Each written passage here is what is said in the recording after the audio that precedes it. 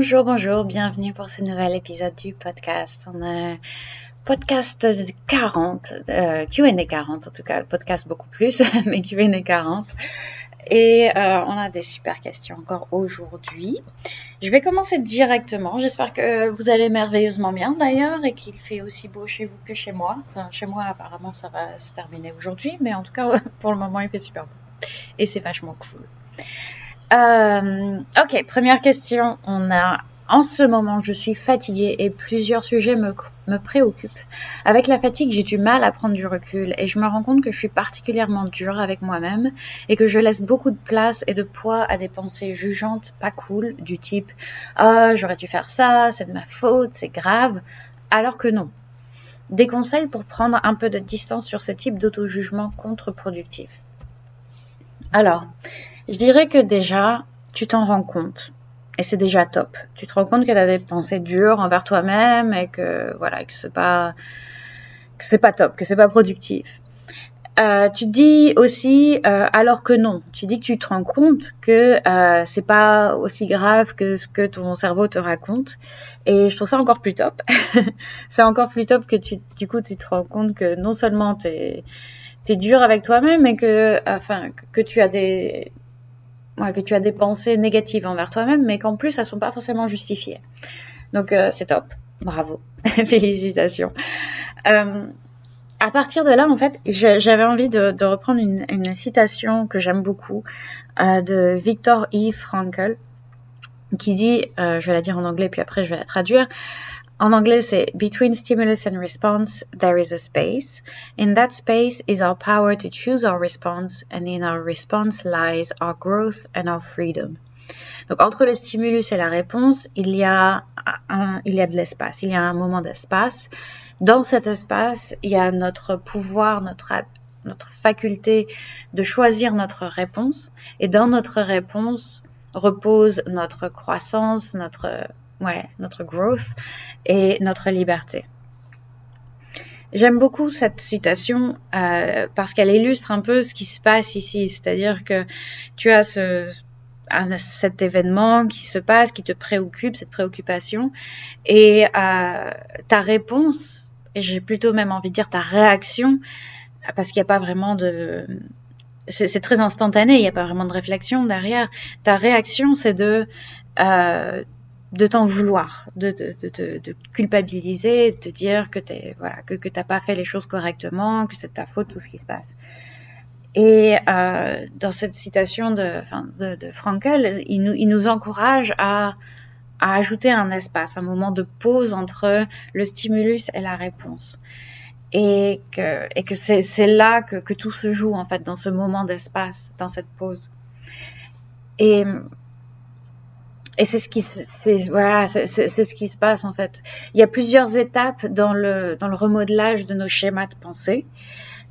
On a d'abord cette première étape où on s'en rend même pas compte, où tu te dirais juste j'aurais dû faire ça, c'est grave, c'est de ma faute, voilà, j'ai trop mal géré. Ensuite, en deuxième étape, il y a le moment où on s'en rend compte, où tu le dis toi-même, j'ai été dur, j'ai peut-être été dur avec moi-même là, j'aurais dû faire ça, c'est grave, voilà, c'est peut-être pas si grave, ou en tout cas je me parle pas très gentiment là. Et puis ensuite, il y a le moment où on s'en rend compte et on corrige le tir après. Donc, a posteriori, on se dit, tiens, j'ai été dur. J'ai pensé que c'était grave, alors que non. Tu vois, donc, peut-être que je peux voir les choses d'une autre manière. Et puis ensuite, il y a ce moment où on va commencer la pensée et puis on va l'interrompre avant même de finir, de l'achever complètement. On va se dire, non, écoute, non, ok. Je suis trop dur avec moi-même là, maintenant. Et puis ensuite, longtemps après, c'est tout un processus qui prend du temps. Ensuite, la pensée vient même plus parce qu'on a appris à la repousser avant qu'elle arrive et avant qu'elle s'exprime complètement. Comme dit, ça prend du temps parce que ce sont des schémas de pensée qui sont là depuis très très longtemps. Je pense que la plupart sont là depuis notre enfance. C'est vraiment quelque chose qui nous vient d'il y a longtemps. Et on peut visualiser ces pensées comme des rivières. J'aime bien cette image de la rivière où à chaque fois qu'on les emprunte, à chaque fois qu'on a ces pensées, le lit de la rivière se creuse un peu plus. Et un jour, on se rend compte que ce chemin n'est pas productif et on propose une autre route à notre rivière. On lui dit, il y a peut-être une autre façon de voir les choses, il y a peut-être voilà, peut-être que c'est pas de ma faute tout ce qui arrive, peut-être que ouais, j'ai pas extrêmement bien agi, mais j'ai fait avec les moyens du bord, ou enfin, voilà, on propose une alternative qui est un peu plus compassionnelle à notre rivière. Et la rivière, donc, elle va passer ailleurs, mais le lit est pas encore très profond. Alors, la plupart du temps, dans la majorité des situations, elle va passer elle va prendre la solution de facilité, elle va passer par l'endroit le plus accessible, et c'est ce schéma qu'on a eu qui est peut-être moins productif, mais plus familier. Mais plus on encourage notre rivière à creuser ce nouveau lit, plus on l'entraîne, on la pousse dans cette nouvelle direction, et plus c'est facile parce que le lit se creuse. Et puis un jour, la rivière, elle ne passe plus que par là, et c'est merveilleux. Mais comme dit, ça prend du temps, et ça prend de l'intention, comme toujours. Je reviens à cette intention et cette conscience de nos pensées, de nos schémas, de nos réflexes, et cette volonté de se dire non, je mérite mieux, c'est mieux si j'ai un peu plus de compassion envers moi-même, pas nécessairement d'indulgence et de déni de nos fautes et de tout ça, c'est pas la question, mais juste d'avoir une compassion envers nous-mêmes. Le dernier point que je ferai là-dessus sur cette question, c'est j'ai envie d'ajouter que tu dis que tu es très fatigué en ce moment, enfin que tu es fatigué. Donc ce sera d'autant plus difficile pour toi de pas céder à l'émotivité, d'être dans la réflexion et non pas dans l'émotion pure.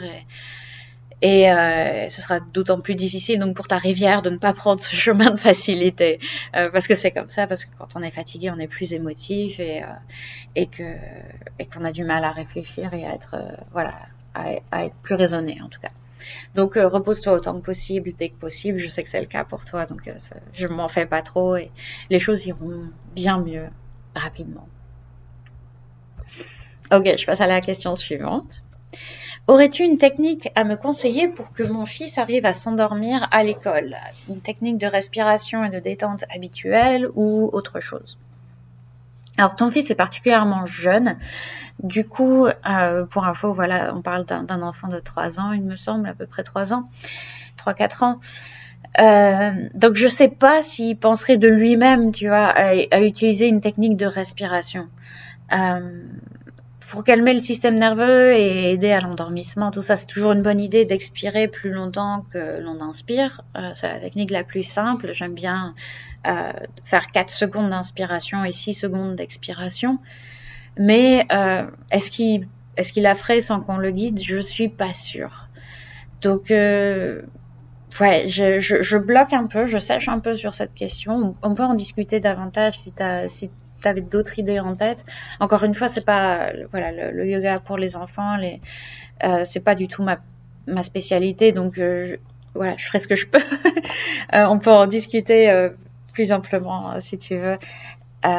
Mais voilà, je sais pas trop si c'est possible, ouais, peut-être plus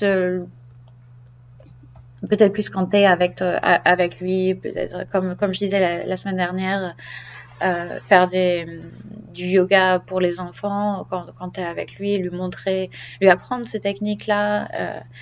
Mais voilà, quand il est seul comme ça, je sais, ouais, il faudrait qu'il les ait vraiment bien apprises avec toi avant. Question suivante. À force d'écouter tes podcasts, je me demande quel est le pourcentage de tes élèves en surmenage? C'est une question légitime. C'est une question légitime. C'est vrai que j'ai beaucoup d'élèves qui ont des vies, disons, bien remplies.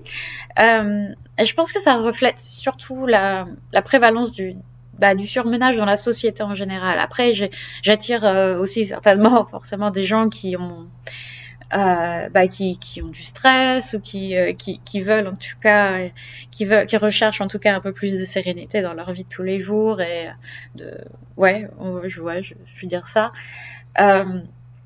Donc c'est vrai que dans mes élèves, dans les membres de Yoga with Clem, il y a beaucoup de gens qui qui en tout cas à un moment donné ont été surmenés ou se sont sentis surmenés et ont eu besoin de ralentir.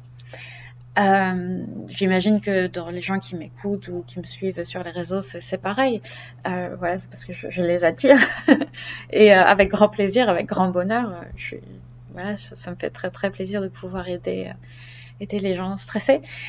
Euh, mais je pense que oui, aussi enfin, dans la société en général, encore une fois, j'ai peut-être un filtre parce que c'est ce que je vois beaucoup autour de moi. Ça a beaucoup lieu en fait. J'ai l'impression qu'il y a une grande prévalence du surmenage et de la surstimulation en tout cas dans la société. Et ça reflète également l'impact que ça peut avoir sur notre santé, aussi bien physique que mentale, parce qu'on a tendance à penser que le stress ne se manifeste que dans notre cerveau. Voilà, on est stressé, on se sent stressé, mais un état de stress prolongé influe sur tout le reste du corps en fait. Sur la tension artérielle, sur le rythme cardiaque, sur la production d'hormones, la tension dans les muscles, la digestion, le sommeil, ça vraiment, voilà, le stress, cet état de surmenage ou de surtension permanent fait que tout le reste du corps en pâtit et c'est quelque chose qui est de plus en plus reconnu. Encore une fois, c'est peut-être via mon filtre que j'ai l'impression que c'est plus reconnu parce que j'en entends beaucoup parler, mais bon, forcément, je m'intéresse à la question, donc ça aide. Mais ouais, il y a peut-être encore beaucoup de gens qui pensent que le stress, c'est juste quelque chose qui se joue dans notre cerveau, alors que non, ça se joue partout.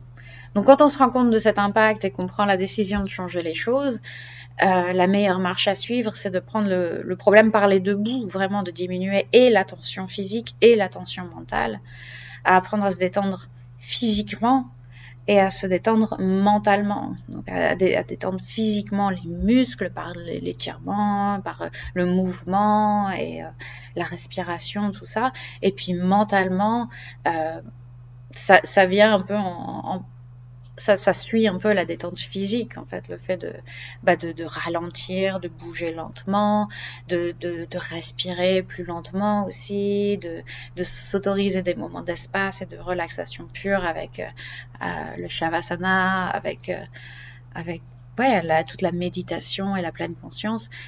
Et du coup, voilà, quand on attaque ces deux axes, les effets se font sentir beaucoup plus fortement, beaucoup plus rapidement. Et du coup, voilà, les gens qui se rendent compte de ça, ils viennent me voir, quoi. Yoga with Slam s'impose dans ces moments-là, puisque c'est exactement ce que je propose. Donc oui, dans mes clients, il y a beaucoup de surmenés ou d'anciens surmenés. Et j'ai une dernière question pour aujourd'hui. Est-ce que le yoga impacte les sentiments? Est-ce qu'on ressent les choses plus fortement? Est-ce qu'on aime plus fortement? Alors, je dirais pas qu'on ressent les choses plus fortement ou qu'on aime plus fortement. Je pense que ce serait peut-être aller un peu loin. Cela dit, je pense qu'on est davantage conscient de ce qu'on ressent en général, sur le plan physique, mental ou émotionnel, parce qu'on s'y entraîne à chaque fois qu'on fait du yoga, en fait. À chaque fois qu'on fait du yoga, on est dans l'observation des sensations dans notre corps et de notre réponse à ces sensations. Et donc, voilà, on est vraiment encouragé et entraîné à discriminer et à qualifier nos sensations aussi bien dans le corps que mental, émotionnel, tout ça. Donc, on devient plus doué pour ça. Alors, je me dis que peut-être que en découle une expérience plus fine, qu'on est un peu moins dans l'impulsivité et plus d'ailleurs comme ce que je disais dans la première question, qu'on devient plus réfléchi et qu'il y a ce moment de pause entre le stimulus et la réponse et entre les stimulus extérieurs et notre réponse intérieure. Donc l'expérience des sentiments n'en devient pas forcément plus forte, mais peut-être plus sereine et plus saine et plus consciente. Voilà, c'est ce que je dirais. Donc je pense que c'est un impact positif au final aussi sur les sentiments. Clairement, puisque voilà, ça nous entraîne à la régulation émotionnelle et juste à la discrimination de nos sentiments et peut-être qu'on les vit de manière différente, ouais. Plus forte, je sais pas. Mais en tout cas, je pense que c'est quelque chose de bien, effectivement. Évidemment. Ok, je vais m'arrêter là pour aujourd'hui. Continuez à m'envoyer vos questions, elles sont merveilleuses à chaque fois. Je prends grand plaisir à y répondre. N'hésitez pas à m'envoyer des petits messages. Vous avez toutes les infos dans les notes de l'épisode et je vous souhaite une excellente journée. À très bientôt. Merci.